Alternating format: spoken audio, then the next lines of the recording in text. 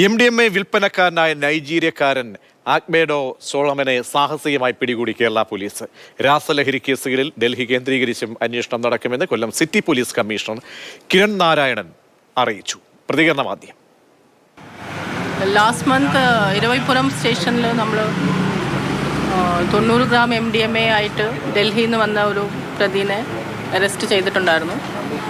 ആ കേസിലേക്ക് അന്വേഷണം പുരോഗമിച്ചിട്ട് ഇപ്പം സോഴ്സിലേക്ക് എത്തിയിട്ടുണ്ട്. ഈ സോഴ്സ് ഒരു നൈജീരിയൻ നാഷണാലിറ്റിയിലുള്ള സോളമൻ എന്നുള്ള ആളാണ്. He's operating from Delhi. ഈ ഫ്ലൈറ്റിലാണ് ഇത് കൊണ്ടുവന്നത്. അപ്പോൾ ഈ വാങ്ങിച്ചത് ഈ പറഞ്ഞ സോളമൻ്റെ കയ്യിലാണ്.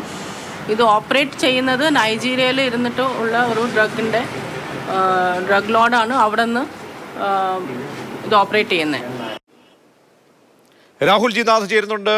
രാഹുൽ, കേരള പോലീസിനെ സംബന്ധിച്ചോളം ഇപ്പോൾ കയ്യിൽ കെട്ടിയിരിക്കുന്നത് വലിയൊരു സ്രാവാണോ, പ്രധാനപ്പെട്ട കണ്ണിയാണോ? എങ്ങനെയാണ് പോലീസ് ഇയാളിലേക്ക് എത്താൻ കാര്യം? എങ്ങനെയാണ് പിടികൂടിയതെന്നാണ് ഇപ്പോൾ പോലീസ് നൽകുന്ന വിവരങ്ങൾ?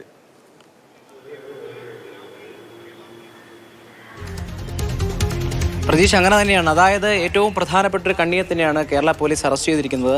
ഏതാണ്ട് 10 ദിവസം മുൻപാണ് 4 പേരെ ഇരവിപുരം പോലീസ് ഇത്തരത്തിൽ MDMA കൈവശം വെച്ചതിൻ്റെ ഭാഗമായി പിടികൂടുന്നത്. അതിൽ ഷിജു എന്ന് പറയുന്ന ഒരാളുടെ മൊഴിയാണ് ഏറ്റവും നിർണായകമായത്. കാരണം തനിക്ക് MDMA നൽകിയത് ഡൽഹി കേന്ദ്രീകരിച്ച് പ്രവർത്തിക്കുന്ന വ്യക്തിയാണെന്ന് മൊഴിയിൽ പറയുന്നു. ആ മൊഴി ലീഡാക്കി എടുത്തുകൊണ്ടാണ് പോലീസ് അത്തരത്തിൽ ഡൽഹിയിലേക്ക് പോകുന്നത്.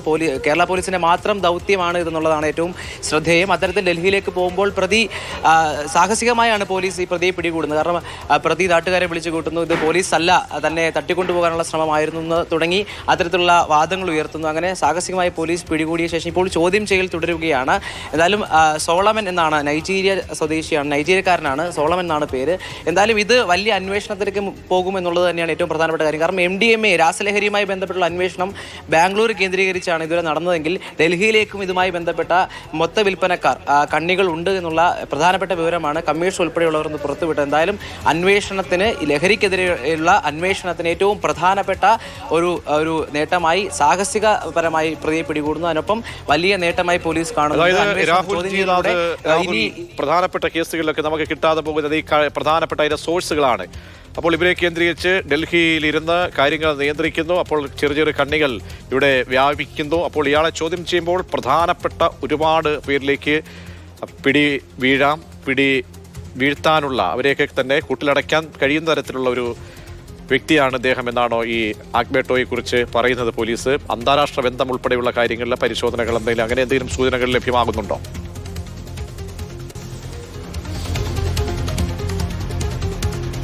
നിലവിൽ പ്രതികളുടെ മൊഴി ലഭിച്ച ഘട്ടത്തിൽ തന്നെ അത്തരത്തിൽ കൂടുതൽ ആളുകളിലേക്ക് എത്താൻ സഹായിക്കുന്ന ഒരു ആളായി ഈ സോളമൻ എന്ന് പറയുന്ന നൈജീരിയക്കാരനുമായി ബന്ധപ്പെട്ട അന്വേഷണം മുന്നോട്ട് പോകുമെന്ന് കരുതിയത് കൊണ്ടാണ് ഇവർ 25-ാം തീയതി ഈ സംഘം ഡൽഹിയിലേക്ക് പുറപ്പെടുന്നത്. എന്തായാലും ഇതുമായി ബന്ധപ്പെട്ട് ഇവർ എവിടെ നിന്നാണ് ഈ ലഹരി എടുക്കുന്നത്, അതെവിടെയാണ് ഉൽപ്പാദിപ്പിക്കുന്നത് തുടങ്ങിയ അന്വേഷണമൊക്കെ കേന്ദ്ര ഏജൻസികൾക്ക് നൽകിയിട്ടുണ്ട്. അതുമായി ബന്ധപ്പെട്ടുള്ള അന്വേഷണം തുടരുകയാണ്. എന്തായാലും നിലവിൽ ഇരവിപുരം സ്റ്റേഷനിലെ കേസ് തീർപ്പാക്കിയ ശേഷം മറ്റ് ഏജൻസികൾക്ക് കൈമാറാനുള്ള സാധ്യതയുണ്ട്. നിലവിൽ എന്തായാലും ഇരവിപുരം പോലീസ് സ്റ്റേഷനിൽ ചോദ്യം ചെയ്യലാണ് പ്രതിയുള്ളത്.